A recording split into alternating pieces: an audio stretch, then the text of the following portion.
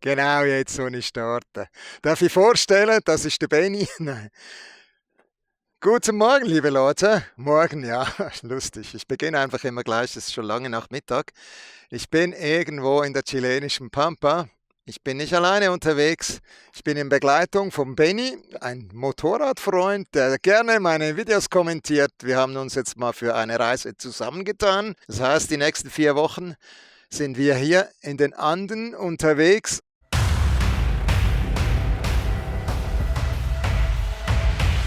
Also wenn die Piste so bleibt, das ist ein Traum. Das erinnert mich nun an Albanien irgendwie. Oh la la, ich habe keine Kontrolle. Also rechts, da geht's heftig runter. Da möchte ich nicht runterfallen. Awesome, just awesome and awesome.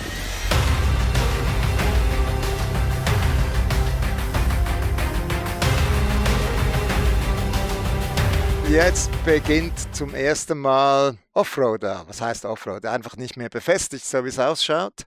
Wir sind irgendwo zwischen Putuendo und Petorca. Ich wünsche euch viel Spaß in den Anden.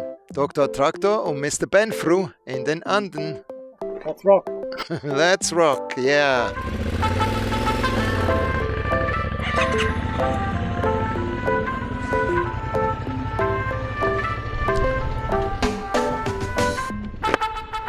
Kann ja sein, dass es nur eine Baustelle ist hier. Ich meinte, das wäre eine Strecke, die ich vor 7 Jahren schon mit der Triumph Tiger gefahren hatte. Und da war das ganze Stück Offroad, meinte ich. Aber das könnte jetzt auch sein, dass sie hier neu asphaltieren, so wie es ausschaut. Die Straße war damals viel urschiger.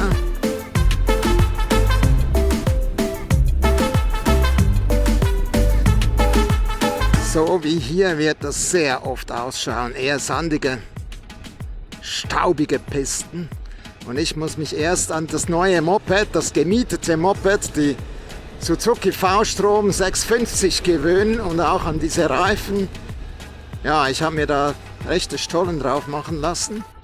Das sind einheimische, Anlass heißt die Carpa X.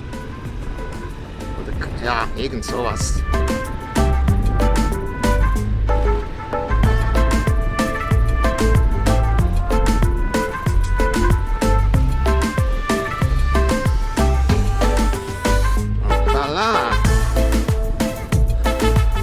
Meine Bremse schon verstaubt. Wollte ich euch den schönen Kakteengarten zeigen und beinahe über die Kurve rausgeschossen, weil die Bremse da kaum mehr gezogen hat. Ich kann das ABS, so meines Wissens, hier nicht ausschalten. Die Traktionskontrolle habe ich hier weg, aber ABS geht, glaube ich, nicht.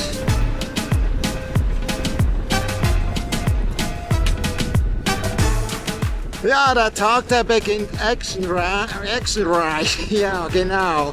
Ich habe nach 2-3 Kilometer Staubpiste schon mal meine GoPro da hinten verloren. Hab's aber erst nach 5-6 Kilometer später gemerkt. Sind wir alles zurückgefahren, haben die Kamera aber wieder gefunden. Ja, und jetzt bin ich ein bisschen gestresst, gehetzt. Ich habe dann den Rest der Route da, das Tal hinunter, eine super schöne Piste, leider nicht mehr aufgenommen. Jetzt sind wir, wie gesagt, kurz auf Asphalt, bevor es dann auf das nächste Offroad-Stück geht, hinüber nach Salamanca. Jetzt sind wir da kurz im Tal, nach der Flussdurchfahrt, wir haben ein paar Kilometer befestigt gefahren. Jetzt geht es hier auf einer breiten Piste hier diesen Pass hoch. Ist jetzt gerade ein bisschen tief, teilweise zumindest, hier ist wieder wunderbar.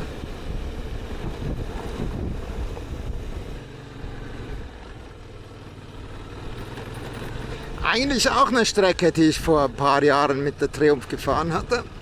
Mag ich mich aber jetzt überhaupt nicht mehr erinnern. Ja, das sieht aus, als hätte man jetzt gleich eine Passhöhe erreicht. Da gucke ich jetzt gleich mal runter. Ja, genau, da mag ich mich jetzt aber wieder erinnern.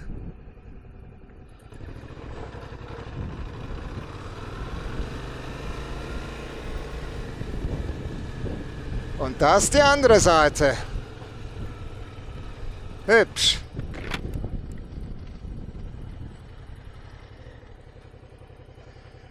Guten Morgen, liebe Leute. Der zweite Tag. Wir sind schon mitten im Aufstieg nach Cingolcalco oder sowas. Das könnte erstmals eine richtig größere Herausforderung werden. Schauen wir mal, wie das kommt.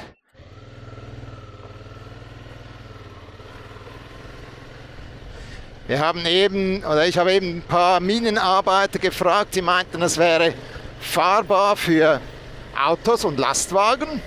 Aber da unten, da war schon mal bei einem Einstieg, da musste man durch den Fluss, das war wohl etwa, ja, ich schätze jetzt 50 Zentimeter, ja, schwierig abzuschätzen. Es war tief, mir war es zu tief. Lastwagenreifen sind halb bis dreiviertel voll, waren die im Wasser, die da gekreuzt hatten.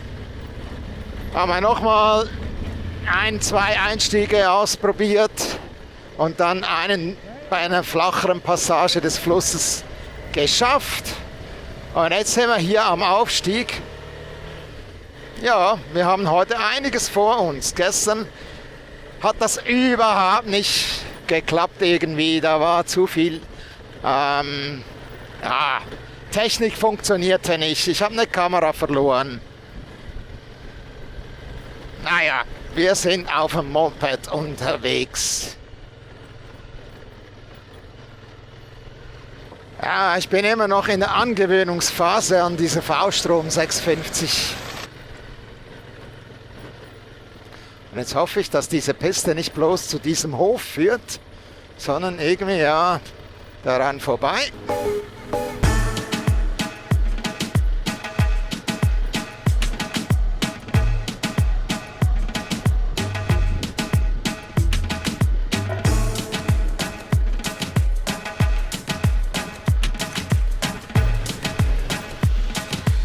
Mal schauen, ob diese Ziegen behütet sind.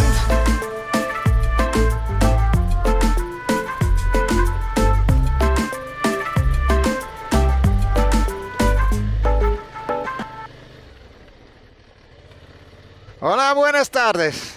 O buenos días. ¿Se puede pasar por la montaña aquí? Por acá, 5 por la pasada. 5 lucas. No entiendo. 5.000. 5.000. Sí. Cada persona. 5.000 en moto. Sí. Cada moto, 5. Y se puede pasar por otro lado. Sí. De 5.000. Ruta Salamanca. Aha, sí. Sí. Machen wir gleich, oder? Ja, sicher. Vale. Perfecto, gracias. Ciao. Eres más rápido. Natürlich war uns bewusst, dass wir hier wohl abgezockt wurden. Sei es drum, die 10 Euro waren gut investiert in den wohl herausforderndsten Offroad-Abschnitt der ganzen Reise. Ja, da sind schon 2, 3 recht steile Passagen waren jetzt da drin. Dann auch immer wieder sandig. In den Kehren, sehr sandig. Das ist jetzt zum ersten Mal ein bisschen steinig.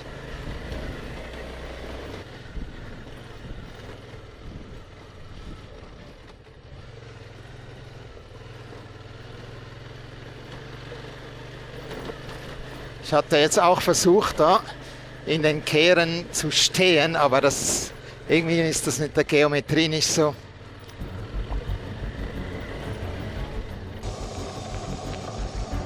Waiting for Benny. Waiting for Benny.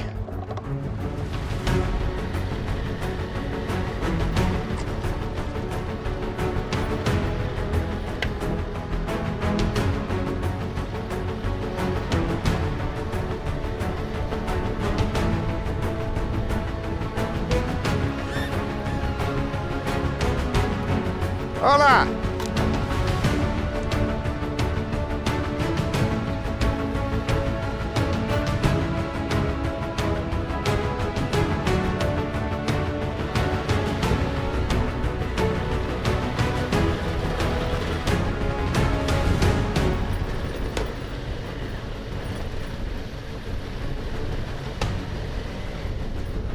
Also wenn die Piste so bleibt, das ist ein Traum.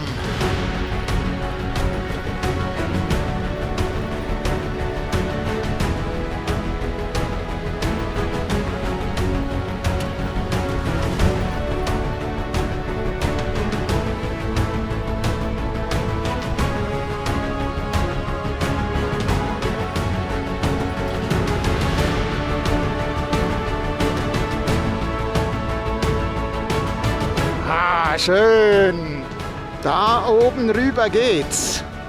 Ja, da sind schon noch 2, 3 steile Aufstiege mit dabei, so wie das ausschaut.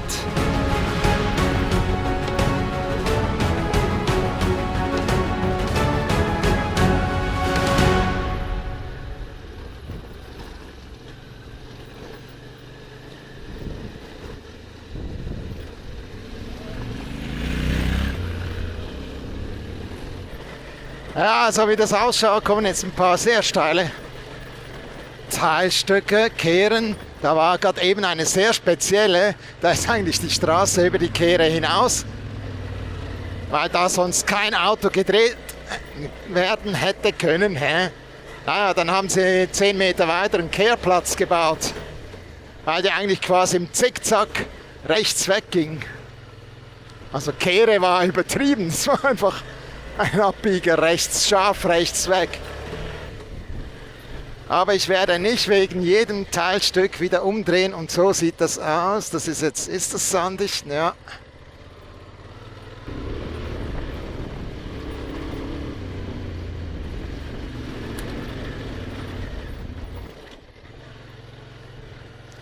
Benny lässt mich stehen. Nee, der verschont mich von seiner Staubwolke.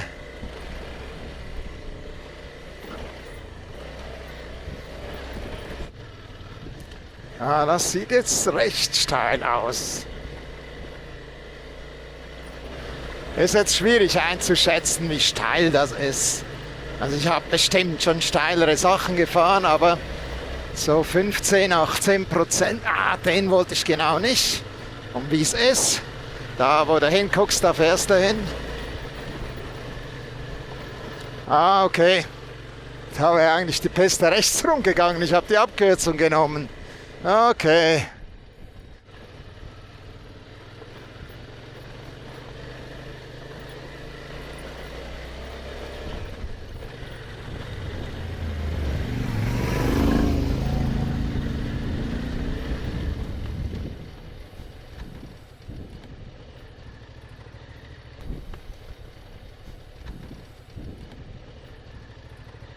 Oh, ist das schön hier, diese Ecke. Das sind genau diese Farben, die ich liebe.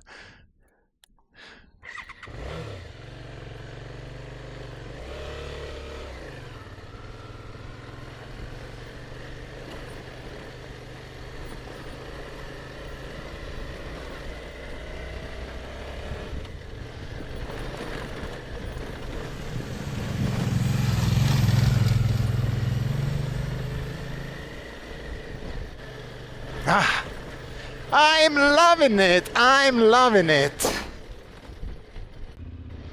Hello guys. Nee, das ist keine Geist, das sind Kühe. Da hat der Dr. Traktor wieder gut Laune ab seinen doofen Witzen.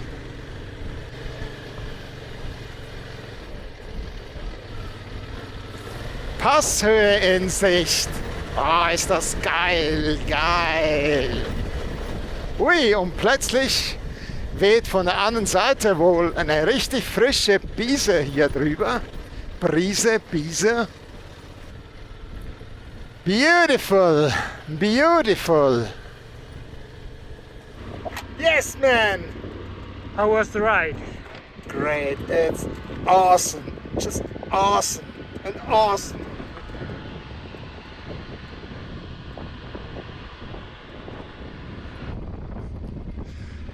Abfahrt von diesem Pass hier oben. Eine einfachere Piste, teilweise ein bisschen sandig, aber ja, irgendwie hat mir der Aufstieg ein bisschen besser gefallen können. Hat mir besser gefallen.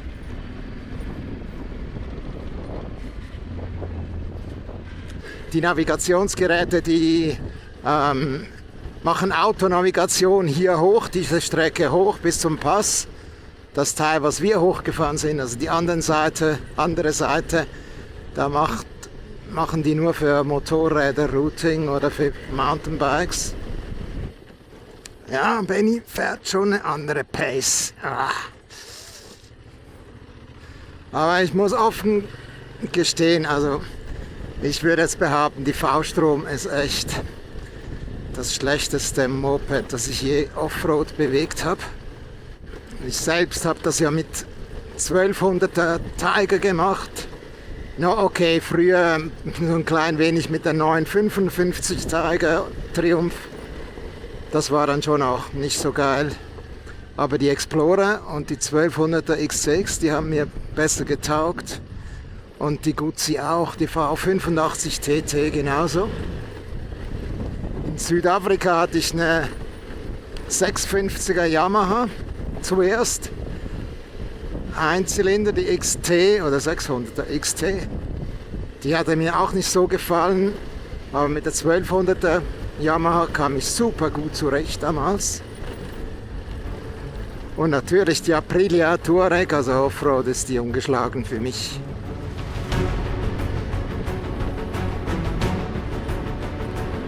Und jetzt haben wir dann einen schönen Ausblick.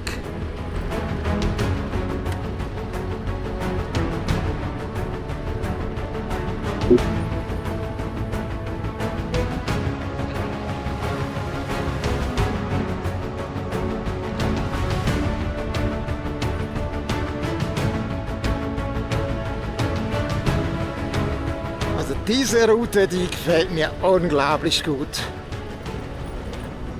Es sind 2, 3 tricky Passagen mit diesem Wasser durchfahren. Naja, Wasser. Wirklich super schön hier. Den Kakteen, den Bäumen.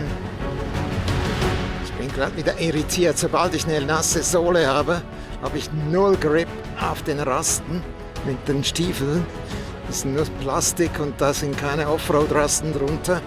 Das ist also super gefährlich. Die Straße führt darüber. Nochmal über den Pass.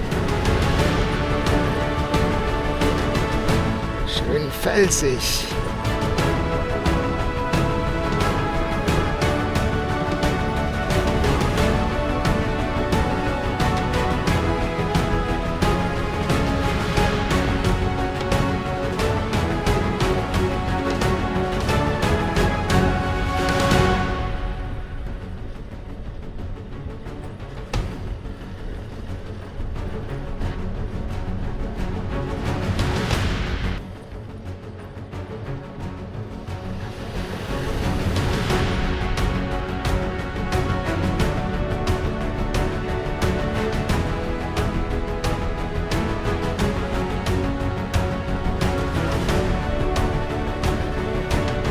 Haben wir wohl wieder ein Pässchen.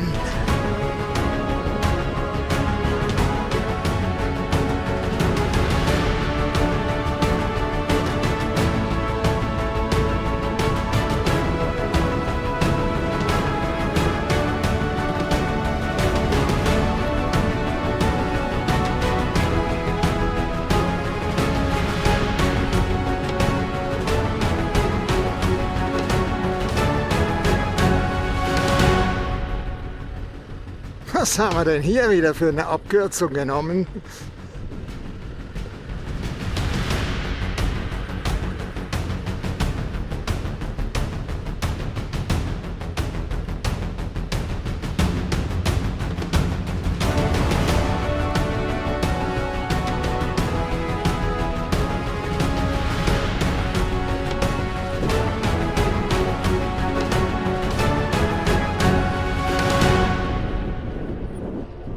So, jetzt sieht das aus, als würde es nun runtergehen.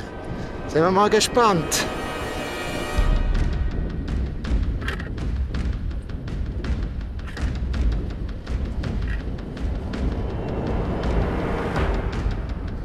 Und echt mal ein bisschen soft. Das ist jetzt das herausforderndste Stück.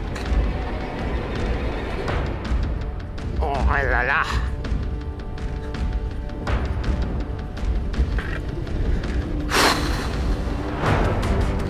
Ui, ich habe schlimme Befürchtungen, dass das noch krasser wird.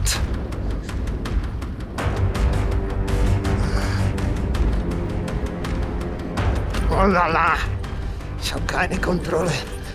Oh la la.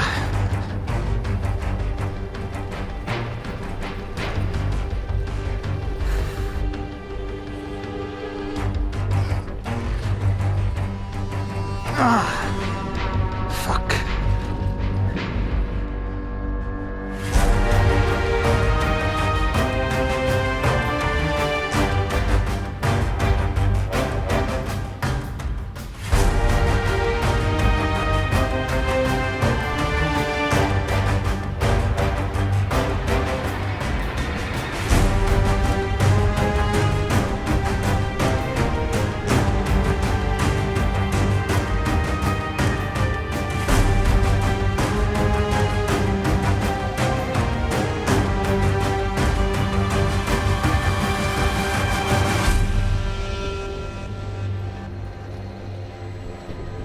Ja, bisher alles im grünen Bereich.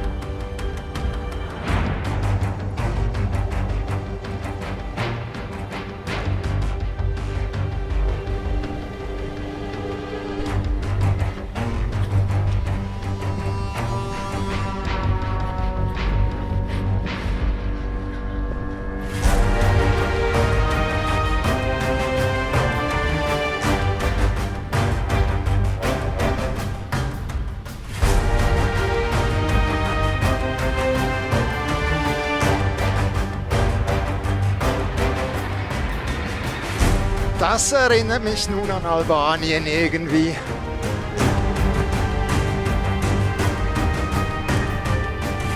Also in Südamerika, gut, ich war erst einmal mit dem Motorrad, hatte ich noch nie solche Sachen gefahren. Ui, ui, und das ist jetzt aber...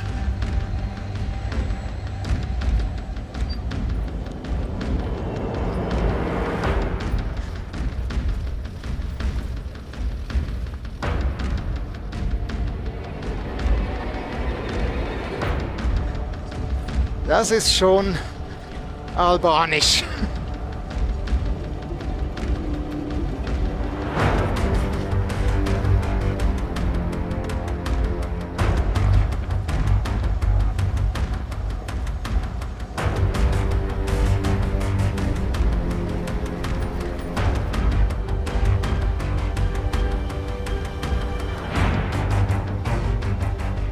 Also rechts, da geht's heftig runter, das macht schon Respekt, das ist, oh, da möchte ich nicht runterfallen, möchte ich eh nie, aber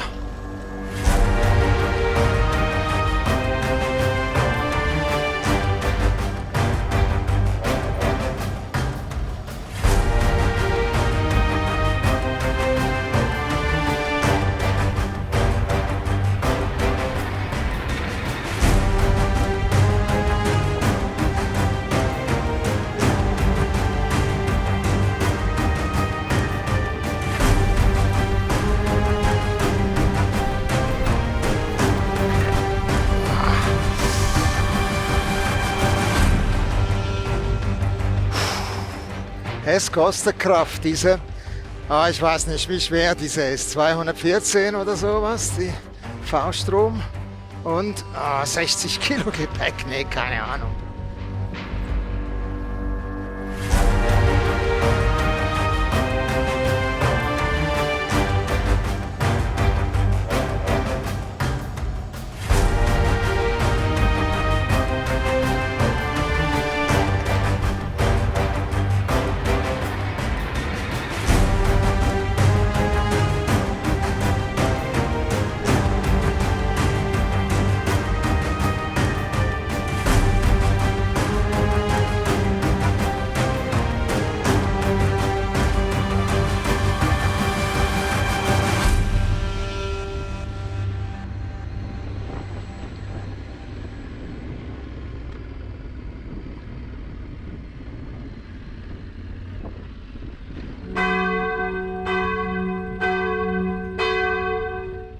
Diese breite und staubige Piste brachte uns ein paar Kilometer weiter auf eine wunderschöne kleine Straße, die uns geschwungen durch ein hübsches Tal nach Salamanca führte. Ich hoffe, ihr seid auch beim nächsten Mal wieder mit dabei und freue mich über jedes Like und jedes Abo.